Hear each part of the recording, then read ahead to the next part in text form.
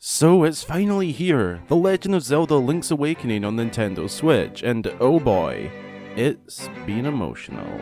I've been playing this game almost non-stop ever since I got it, and for a remake of a relatively small game in terms of the Zelda series, this game has had me addicted, and I keep finding myself going back on the game for a multitude of reasons. Just a few hours into my first playthrough and I ended up just putting the controller down and listening to the well-formed and elegant soundtrack. I'm not joking when I say this, but the soundtrack for this remake has instantly become one of my all-time favourites, but I'll fanboy about that later in the video. Overall, the game has been relatively well received by fans, other than some people experiencing frame rate issues, which I personally haven't really noticed, but I don't doubt that it's an issue some have experienced. Being a newcomer to Link's Awakening, as in I have never actually played the original or the DX version other than for 15 or 30 minutes once or twice back in the day, I felt like it would be fun to give my thoughts on the remake and whether or not I feel as if it's a good remake in terms of being good for a newcomer who didn't experience the original, as that is one of the two main points of a remake. The other one being so that the people who did play it back in the day can relive that experience, but more enhanced and technologically advanced.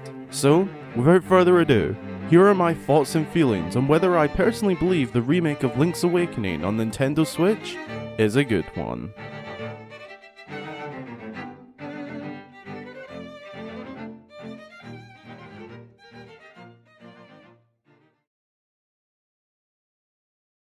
Quick disclaimer, this video will contain some minor to moderate spoilers from Link's Awakening. Nothing too big, but if you haven't played the game yet, I'd recommend coming back to this video later once you've played the game some more.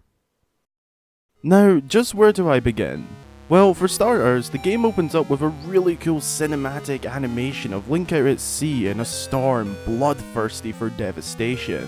Following a crash of thunder and lightning, the animation is then followed by the opening of the game itself. And from this shot alone, I could instantly tell this game was going to be one hell of a cute one. For real, this art style is adorable and I love it to bits. From the moment I saw it back when the game was announced, I was in love. But to see this in person on my own TV screen was amazing, mesmerizing. It looks so cute, so clean, and very fitting for this individual game. We then wake up inside this cozy little home and talk to Marin. Alright, now I could keep going like this and explain the story bit by bit, but that's not really the purpose of this video, and I don't want to spoil the story for any fellow newcomers to the game, but I will be dipping in and out of story aspects. So upon my first 5 or 10 minutes of playing the game, the things I noticed right away that I absolutely loved were the way homes and rooms were presented. It's a small simple thing, but the attention to detail in some of the first few homes and buildings we can visit were really impressive. I found little nods to either past games in the series or other Nintendo franchises, and that's something I really like to see in games. Along with this, and you have probably noticed this too if you've played the game or seen any footage of the game, the blur effect surrounding the screen, which I find really cool, and in my opinion adds to the feel of the game, which I will touch more on later. Now, the thing that caught my attention the most right from the get-go was the music, and this is the first thing I want to talk about in some serious depth. The music from the beginning of the game caught my attention immediately and captivated me. The music really fits each area, and I'm no music expert, although I did play guitar and keyboard in high school. Yes, I'm going to flex about that. But there is something about this game's soundtrack that intrigues me so much compared to any other Zelda soundtrack, and I'd rate it right up there with the likes of my favourite soundtrack, Twilight Princess's orchestrated soundtrack. Like I said, I'm no music expert, but whatever the music was recorded on instrument-wise has such an island and paradise-like feel, which is what most of the game's overworld feels like, and whenever the music needs to change due to a move in location or due to something that happened in the game, it deals with this with using some very smooth transitions. One of my favourite examples of this is when you acquire the sword down at the beach. The music is all calm and relaxing, almost as if there is no music. And then once you get that sword, a classic and adventurous, but yet sort of tropical like Zelda theme kicks in, letting you know the game is now underway for good.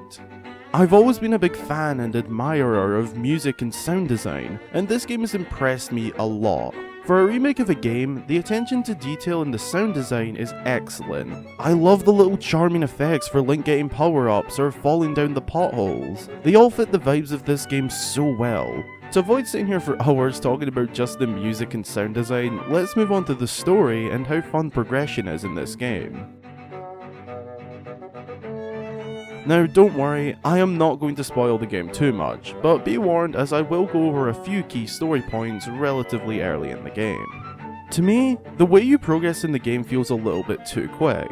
Almost as if the game is a tad too easy, but it's not overly a huge issue. I kind of expected this, to be honest. Considering the game is a remake of a game that debuted back in 1993, I did expect Nintendo and the Zelda team to make the game a little bit easier than it was back then, as one of the huge points of a remake is to introduce older installments to newer fans. Although, one thing I do actually like about the difficulty is that although I personally find it a little bit easy, it's also really fun. And a good example of this would have to be fighting enemies with shields. The game doesn't allow you to get any hits on them by just repeatedly whacking them with your sword, which would be very easy. It makes you play strategically. Very simple strategically speaking, but fun nonetheless. The game makes you wait for them to hit first, and in order for you to get your hit in, you need to hold your shield up and wait for them to hit you, causing your opponent to temporarily be knocked back, allowing you to get your hit in. This makes up for the easy side of things in my opinion, as it adds a little bit of strategy and fun. Other aspects of progression, such as the puzzles, are absolutely superb. I hate to say it, but it took me a solid half hour to figure out how to progress past the raccoon in the mysterious forest. Basically, some puzzles baffled me a little, and some were easy, but fairly enjoyable. One more thing on the story and progression is that this game is emotional. Without going too in depth to the story, I can definitely say the ending had me close to tears. Well, it kind of had me in tears. And if you know me, I love an emotional story in a game. Link's Awakening definitely has that, and the Switch version for sure does the game's story so much justice. It's by far one of my favourite stories in the Zelda series now after playing this remake. I don't doubt that you'll love it too. Now, in my opinion, this next thing I'm going to talk about shouldn't affect whether you do or don't purchase a game, but I can understand it having an effect on an individual's decision, and this is the art style. When this remake was first showing off, there was a bit of a split on the art style. On one side we had the fans like myself who loved and adored the cutesy, Ghibli-like style, and then there was the side who just weren't really having it. And I do have my own take on the art style, which has actually changed a little now that I've played the game itself, and believe me, there is a difference between seeing it in a trailer and actually experiencing it for yourself. The art is of course very simplistic, and many have said it's a very toy-like style, which is very true. And to get it out of the way, yes, I love this art style. I feel like the toy-like design of the game really helps to make you feel within this small island of a world. Sort of like a toy box feel. The game isn't realistic in terms of, say, Breath of the Wild, so it can't immerse you in that sense, but I personally believe its toyish art style manages to create a similar effect, which I find very impressive. It makes you feel like you are in the world, but on a smaller scale. But the part of my opinion that has changed on the art style is that I now think it really fits this game well, and I don't think this art style should ever be used again. But don't take that as a bad thing. I mean this in the sense that the art style makes this remake unique, and it's something I personally believe adds some personality to the game. Now I know I've said in the past, I'd want to see other games remade in this art style, like Minish Cap, but I take that back. If Nintendo say made my dreams come true and remake the Minish Cap, but in this art style, both games would lose some charm, as they don't have a style unique to them. This is actually something the majority of Zelda games do, and it's one of the biggest factors as to what makes them unique to each other. When it comes to Ocarina of Time and Majora's Mask, along with the two Breath of the Wild games, the reasons they get away with being in the same style is because they are, for one, technically sequels to each other, and secondly, they are very unique story-wise. But the point is that the cute Ghibli-like art style is one of the biggest parts to making this game unique, and I believe it really captures the intended vibes and feels of Link's Awakening. A dream, a place for fun and games, and an all-round, happy vibe. Another important thing to me when it comes to what makes a good Zelda game or a worth it Zelda game is the dungeons. Now, I think it's fair to say that the dungeons at first seem very simple, but the further into them you go, and the higher level of a dungeon you enter, you will notice that they get increasingly difficult, and I personally felt like they increased in difficulty at a decent rate. The puzzles were definitely one of my favourite parts of the dungeons, most notably some of the backtracking puzzles within the third dungeon, the Key Cavern.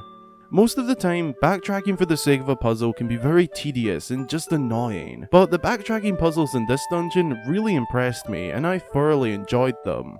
The Key Cavern dungeon really got me thinking, and although getting a little stuck with the puzzles can cause frustration, it was very welcomed frustration for me, as I love the feeling of being that stuck and frustrated mood by finally figuring out a very well thought out puzzle, and this game definitely provides you with them.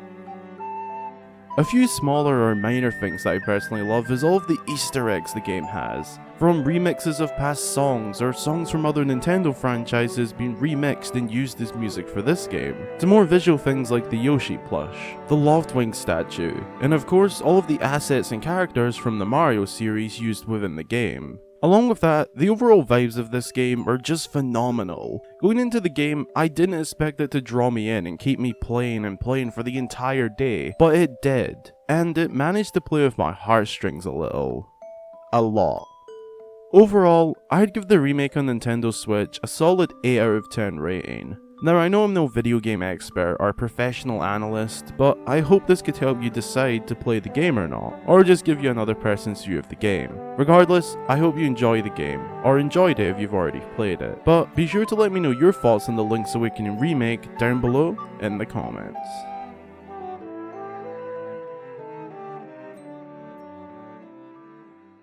Thanks a ton for checking out the video, I really hope you enjoyed it, and be sure to let me know your thoughts on the game so far if you've been playing it, and if not, let me know if I might have had an influence on you getting the game or not.